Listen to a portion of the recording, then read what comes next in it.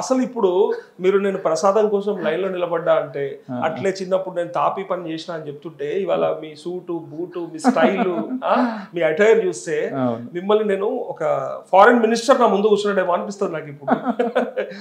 But it's a great change తెలుసా అసలు. అట్లా ఎవరు ఊహించరు. మీరు అది చెప్పారంటే నమ్మాలంటే ఇప్పుడు అంటే మీ ఇంటర్వ్యూలు చాలా చూసిన వాళ్ళు ఉంటారు, చూడని వాళ్ళు మా వ్యూవర్స్ ఉంటే కూడా హే గణేష్ అన్న అబద్ధం చెప్తుండేమో అనుకుంటారు. సక్సెస్ అయినాక ఎవరైనా ఇట్లనే చెప్తారు నేను ఆ పని చేసిన ఈ పని చేసిన అంటారు వాళ్ళు అంటారు. చాలా రఫ్ చైల్డ్హుడ్ చూసాను. అమేజింగ్ అమేజింగ్ అండి, మామూలు విషయం కాదు. ఎందుకంటే అన్ని సపోర్ట్స్ ఉండి కూడా ఏం చేయలేని కాలంలో నీకు ఏ సపోర్ట్ లేకుండా ఈ స్థాయికి రావడం అనేది ఇట్స్ గ్రేట్ చేంజ్. అయితే ఇంకొకటి ఏంటంటే ఓకే మీరు అక్కడ నుంచి వచ్చారు, హైదరాబాద్లో చదువుకున్నారు కదా, సో స్టడీ అయిపోయింది కదా, బట్ ఫారెన్కి వెళ్ళాలి అని ఎందుకు అనిపించింది? ఎందుకంటే ఈ దేశంలో స్ట్రగుల్ అయ్యారు, అన్ని రకాలు చూసారు కదా, మంచిగా అయ్యే టైంకి అక్కడికి ఎందుకు వెళ్ళారు బయట దేశానికి? రెండు విషయాలు ఇక్కడ మంచి ప్రశ్న ఇది. నేను భద్రకాలో చదువుకున్నాను, one of the top commerce colleges. నాకు సెట్ రాసాం, మనం అందరు రాస్తారు కదా, పీజీ సెట్ అని ఉండేది అప్పుడు. ఇప్పుడు నాకు తెలియదు ఎలా post graduation common entrance test PG CET ఉండేది. 105 ర్యాంక్ వచ్చింది నాకు. That's a very good rank. Oh great. So Bhadraka obvious choice అప్పుడున్న వాళ్ళందరికీ. ఏంటంటే కామర్స్ అంటే శ్రీరామ్ కాలేజ్ ఆఫ్ కామర్స్ అని ఢిల్లీలో ఉండేది. తర్వాత సౌత్ లో ఉన్న వాళ్ళందరికీ భద్రక, తర్వాత అరోరా, తర్వాత ఏవి కాలేజ్, ఇట్లా డిఫరెంట్ చాయిసెస్ ఉన్నాయి. Bhadraka is definitely top choice. నేను కూడా మీ బ్యాచ్ అట్లా వెళ్తే new noble degree college Dilsukhnagar, Bhadraka Aurora. మన టైంలో Chitram cinema, Nuvvu Nenu cinema. Correct 100% correct. So ఆ చాయిస్ నేను భద్రకకి వెళ్ళిపోయినా. భద్రకకి వెళ్ళిన తర్వాత డెలాయిట్ అనేది చాలా పెద్ద కంపెనీ, మీకు తెలిసి ఉంటుంది. అప్పుడు ఇంకా డెలాయిట్ పిక్ చేస్తుంది ఫ్రెష్. అప్పుడే డెలాయిట్ కొత్తగా ఇండియాలో ఎస్టాబ్లిష్ అయింది. తర్వాత ఇట్లా కామర్స్ టాప్ 10 కామర్స్ కాలేజ్ నుంచి వాళ్ళు పిక్ చేసేవాళ్ళు స్టూడెంట్స్ని. అలా నన్ను డెలాయిట్ పిక్ చేసింది. And I was the first student to be selected for Deloitte Bhadraka నుంచి. సో అది చాలా మంచిగా అనిపించింది నాకు. డెలాయిట్ లో జాయిన్ అయినా. డెలాయిట్ లో జాయిన్ అయిన తర్వాత మనకేంటి ఫస్ట్ నుంచి రెసిలియన్స్, ఈ కసితో పెరిగిన దానివల్ల విపరీతంగా వర్క్ చేసేవాడు నేను. పని రాక్షసులు అయిపోతారు చేయడం వల్ల.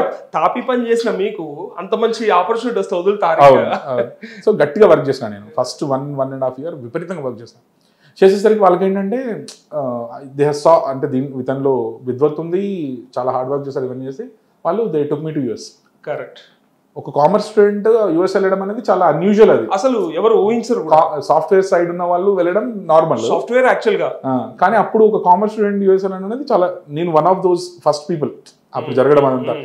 మా బ్యాచ్ తోనే వెళ్ళడం స్టార్ట్ అయింది. సో నేను 2009 లో యుఎస్ వెళ్ళాను. From Bhadraka college. Correct. Vijay కూడా సేమ్ కాలేజ్. విజయ్ కూడా భద్రకానే. విజయ్ దేవరకొండ భద్రక, అనసూయ భరద్వాజ్. మేము మిమ్మల్ని చూస్తే భద్రక కాలేజ్ వాళ్ళ ఇల్లు అనుకునేటోళ్ళం. టీవీలో వచ్చేది మీ పేర్లు వినపడేది. కొంచెం హైఫై కాలేజ్ కదా హైదరాబాద్ లో. హంసరాజ్ ప్రేమరాజ్, త్రివేది, మీకు త్రివేది బ్రదర్స్ వీళ్ళంతా. హంసరాజ్ ప్రేమరాజ్ అంటే కామర్స్ బుక్స్ రాస్తారు, ఆయనే టీచ్ చేసేవారు. ఆయన రాసిన బుక్స్ ఆయన టీచ్ చేసేవారు. సో చాలా బాగుండేది. Bhadraka is an extraordinary college. నాకు చాలా నేర్పించింది భద్రక. నాకు ముందున్న గురువులు కూడా చాలా నేర్పించారు. భద్రక ఇంకొంచెం ఎలివేట్ చేసింది. అక్కడి నుంచి డెలాయిట్ నుంచి యూఎస్ వెళ్ళడం, ఇంకా ఫర్దర్గా ఇంకా ఫస్ట్ నేను 2009 లో యూఎస్ వెళ్ళా. 2009 to 2014 మల్టిపుల్ టైమ్స్ యూఎస్ వెళ్ళా. తర్వాత మళ్ళీ ఇండియా రావడం, మళ్ళీ అప్పుడు ఇంటర్నేషనల్, నేను యూఎస్ ఒక్కటే చేసేవాడిని అప్పటి వరకు. టాక్సెస్ ఎక్స్పర్ట్ నేను, యూఎస్ టాక్స్ ఎక్స్పర్ట్. సో అక్కడి నుంచి నేను సో మనం ఆరిజిన్ పెంచాలి, అలవాటు ఉంది కదా, పరిధి పెంచుకుని పోవడమే బెస్ట్ అని అనిపించి ఇంకా నేను అక్కడి నుంచి షెల్, తెలుసు మీకు కదా, షెల్ పెట్రోలియం చూసే ఉంటారు.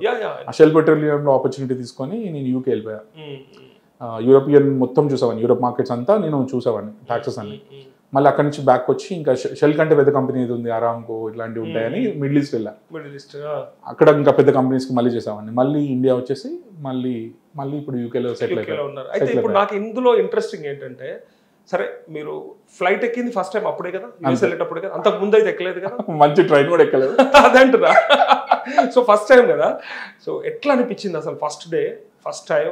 సరే యూఎస్ ఆపర్చునిటీ వచ్చింది మీకు తెలుసు, బట్ ఫ్లైట్ ఎక్కాలంటే అసలు నేను ఫ్లైట్ని చూస్తానా, నా వల్ల అవుతుందా అనుకునే పరిస్థితుల్లోంచి అక్కడ వరకు వెళ్తే అమ్మమ్మ చూసిందా అట్లా వెళ్ళడాన్ని? చూసారు.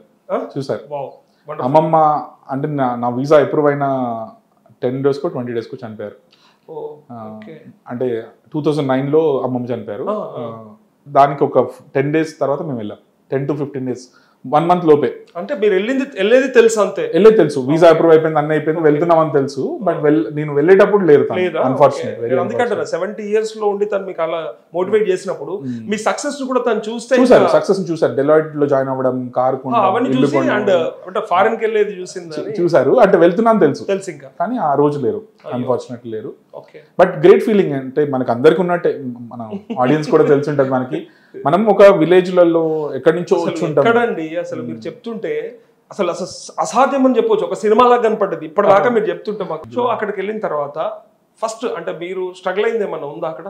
ఎందుకంటే అప్పుడప్పుడే స్టార్టింగ్ స్టేజ్ అందరూ ఆ టైంలోనే అందరూ కూడా అప్పుడప్పుడే స్టార్ట్ అయ్యారు. అంటే ఫారెన్కి వెళ్తే బాగుంటుంది, సాఫ్ట్వేర్ సైడ్ డెవలప్మెంట్ స్టార్ట్ అయింది అప్పుడు. సో అప్పుడు ఎట్లా అనిపించింది మీకు అక్కడ వెళ్ళగానే? మరి హానెస్ట్లీ స్పీకింగ్ నేను ఏం స్ట్రగుల్ అవ్వలేదు నిజంగా చెప్పాలంటే. ఎందుకంటే మంచి ఆపర్చునిటీతో వెళ్ళాను నేను. అప్పటికి ఇక్కడ నేను ప్రూవ్ చేసేసుకున్నా డెలాయిట్ లో. డెలాయిట్ నన్ను చాలా పూలల్లో పెట్టి తీసుకెళ్ళింది కాబట్టి చాలా మంచి ఆఫర్, వాళ్ళే తీసుకెళ్లారు, వాళ్ళే అకామిడేషన్స్ అన్ని ఇచ్చేస్తారు.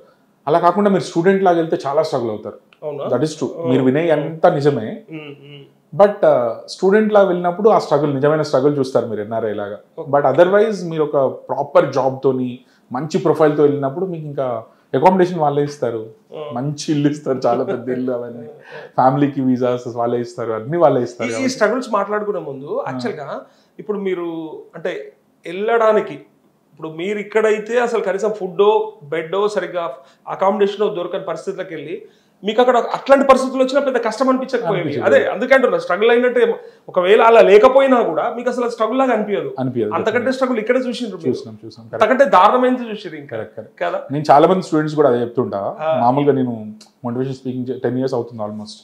సో నేను చాలా కాలేజ్కి వెళ్తున్నా, స్కూల్కి వెళ్తున్నా.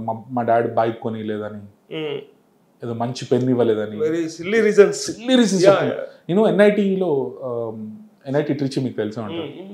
NIT Trichy is #1 college in India for technology. అక్కడ నేను సెషన్ ఇవ్వడానికి వెళ్ళా. అదొక డ్రీమ్ కమ్ ట్రూ మూమెంట్ నాకు. మనం ఏదో చిన్న చిన్న స్కూల్లో చదువుకున్నాం, ఎన్ఐటి నన్ను పిలవడం ఏంటి, ఐఐటీస్కి వెళ్ళా, నేను ఎన్ఐటీస్కి వెళ్ళా, అన్ని చోట్లకి వెళ్ళా నా స్పీచెస్ కోసం. మీ ప్రొఫైల్ కనుక తెలిస్తే, అంటే మీరు అసలు ఎక్కడి నుంచి వచ్చారని తెలిస్తే వాళ్ళు పిలుస్తారో లేదా అనిపిస్తుంది ఫస్ట్. సరే తర్వాత మీరు బిల్డ్ చేసుకున్నారు వేరు, బట్ మనం ఎక్కడ స్టార్ట్ అయ్యామని స్టార్టింగ్ పాయింట్ తెలిస్తే అసలు నేను I'm not eligible for that అనే ఫీలింగ్ వస్తుంది. కరెక్ట్.